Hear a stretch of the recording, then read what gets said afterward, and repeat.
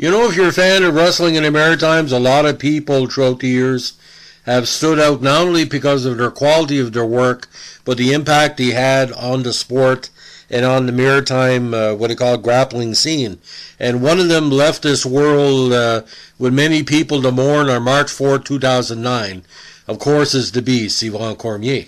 Now, competing primarily under the ring name The Beast, he and his three wrestling brothers made up the Cormier wrestling family. He wrestled in many countries, but regularly returned to his home country of Canada, where he competed for the Eastern Sports Association, ESA, and ESA promoted international wrestling. He also competed in Stampede wrestling for Stu Hart for many years. Now, born in the beautiful New Brunswick community of Dorchester, into a family of 13 children, of which 4 of the brothers became pro wrestlers, and another became a referee. His wrestling brothers were the iconic Leo Burke, Léonce Cormier, Bobby K, Romeo Cormier, and Rudy K, Jean-Louis Cormier. The oldest brother, Malcolm, worked as a referee under the name Mel Turnbull. As a teenager, he was a woods worker, shoed horses, and drove heavy equipment, typical maritimer. Now, Cormier met his mentor, Emile Dupré, in 1957, who told him to consider a career in pro wrestling. Cormier began training and later moved to Indianapolis. Now, not the biggest height, 5'10", but a solid 250, 255. Trained by Les Ruffin, debuted in 1963. At first, he used the ring name Pierre LaBelle before switching to Yvan the Lumberjack. He was in Texas, he was known as Joe Gump. When he later ventured to the Mid-Atlantic Territory, Jim Crockett Sr. named him The Beast. At that time, he had thick untamed hair and a large curly beard, similar kind of to the Vachon and the Leducs. Now, the Beast spent part of his early career competing for Stampede, where he faced such wrestlers as Stu Hart. He won his first title there in 1966. He then defeated Stampede veteran Dave Rule to win the Calgary version of the NWA Canadian Heavyweight title. Later that year, he dropped the title to Rule. He gained a different title the following year, however, when he teamed with Bob Sweeten to defeat the Christie brothers, Bobby and Jerry, for the Calgary version of the NWA International Tag Team title on June 12, 1967. Now in 1969, the Beast became the first holder of the IW North American Heavyweight title. On August 5th, he gained a second title when he teamed with his brother Rudy to defeat the fabulous Kangaroos, at the time Al Costello and Don Kent, to win the ESA International Tag Team title. 3 weeks later, he dropped the title to the Stomper, Archie Goldie, which became his longtime rival. He then began competing for Amarillo, Texas-based territory of the NWA and won the NWA Western States Heavyweight Championship and held it for several months before losing the match against Ricky Romero in February of 1970. Now, 2 months later, on April 4th, the Beast teamed with Bull Ramos to win the NWA Western States Tag Team title by defeating, get this, Terry Funk and Romero. They continued to face Funk and Romero and dropped the title to them later that year. On June 27, the Beast regained the IW North American Heavyweight title from the Stomper and held it for 2 months. He lost the title to Eric Pomeroy that October. While competing in the ESA, the Beast also won another reign as International Tag Team Champion, this time while teaming with his brother Leo Burke. They held the title until dropping it on August 3rd, 1971, to the Beast's former partner Freddie Sweeten and former rival Eric Pomeroy. Now, the Beast had 2 more reigns with the ESC International Tag Team title that year. 4 weeks after dropping it to Sweeten and Pomeroy, he regained the title from them with the help of his new partner Archie Goldie, with whom the Beast had once feuded over the North American strap. The title reign lasted for a little over a month before Pomeroy and Sweeten regained the championship trophy. Pomeroy and Sweeten had held the title for only 1 week, as the Beast recruited his brother Rudy K to help them win the title back on October 12th.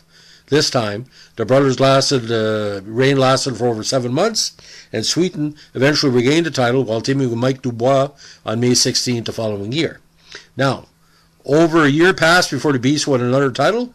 In the summer of 1973, Sweeten was holding the ESA Tag Team title with Kurt Von Steiger when the Beast teamed with Bobby K, the only one of his brothers with whom he had not held a Tag Team title, and regained the trophy. Once again, however, Sweeten won the title back on July 31st, along with partner Mr. X. During the ESA off-season, the Beast returned to Texas and reformed his tag team partnership with brother Leo Burke. In January 1974, the brothers defeated Don Fargo and Hank James to win the NWA Western States Tag Team title. But within 2 months, however, they lost the crown to longtime rival Romero and his partner Dory Funk Jr. Returned to ESA, the Beast and Bobby Kay defeated Sweeten and Dubois to win the vacant straps. This reign, however, lasted for less than 1 week before Sweeten and Dubois won the trophy in a rematch. The following month, the Beast had another short reign with the IWA North American Heavyweight title, winning the strap and losing it back to Great Kuma in less than 2 weeks. He followed this with a victory for the tag team title with Burke on July 13th, once again winning the title from Sweeten and Dubois. By early August, the brothers had dropped the title to Kuma and Ghetto Mongol. Now, the Beast and Rudy Kay had one last reign as ESA International Tag Team title holders together. They defeated Bob Brown and the Patriot during the autumn of '75 to win the trophy. They held the title to the end of ESA's 1975 season.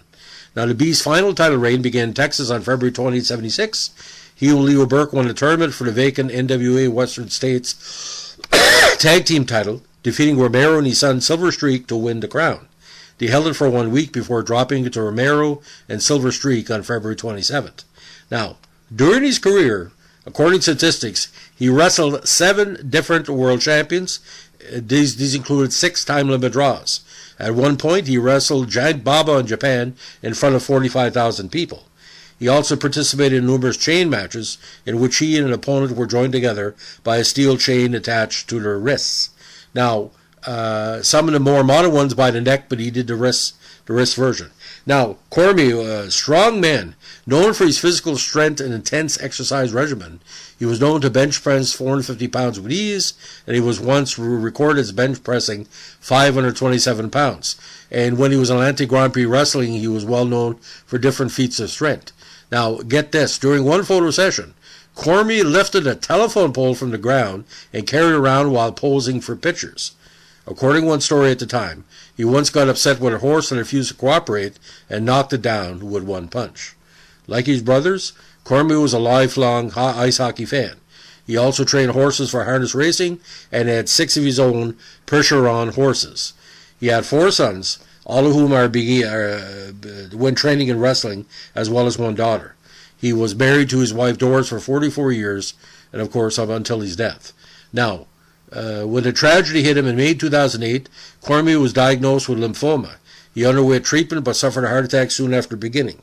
Doctors later determined that the cancer had moved into his bone marrow. He died on March 4, 2009 at a hospital in Moncton, New Brunswick, leaving to mourn millions of fans across the world.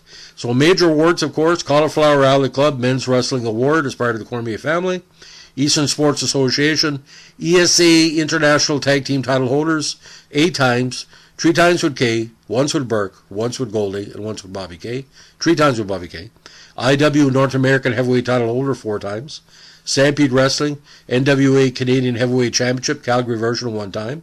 NWA International Tag Team title, Calgary version 1 time. NWA Western States Heavyweight Championship 2 times. And NWA Western States Tag Team Championships, twice with Leo Burke, once with Bull Ramos. Now, an honored member of the Slam Wrestling Canadian Hall of Fame. He's always been a role model to not only wrestling fans in Moncton, but throughout the world. Now, if you want to find out more about the Beast, there's various publications throughout the years, especially through Slam Wrestling and the history of Stampede Wrestling. Now, what was kind of weird about the Beast, ladies and gentlemen, a gentleman you would never find. And I think they really call him the Beast because even though he wasn't a beast in the, what they call the negative sense, he was a beast in the physical sense. As strong as the day is long. But you work in the woods and you work the different hard jobs and a hard scrabble life. Like I said, the Cormiers were the strongest people out there. And we really miss them because there's only one Leo Burke, and there's only going to be one Beast, and the K brothers as well, the 4 of them. And let me tell you something, ladies and gentlemen. I've been a fan of Atlantic Grand Prix Wrestling for many years, but to see the Beast do so well internationally, and you know he never wrestled in WWF or WWF or AWA, or he may have and not did so much. He could have been a world champion any place he went. but he enjoyed what he did, especially wrestling with his brothers, because he was a big, what do you call, a family wrestler. So, ladies and gentlemen, that's the latest Atlantic Grand Prix Wrestling and Maritime Wrestling podcast. Let us know what you think with a like, comment, subscribe, or share, or super chat. Don't forget, we appreciate all requests. Requests are always accepted and always highly considered.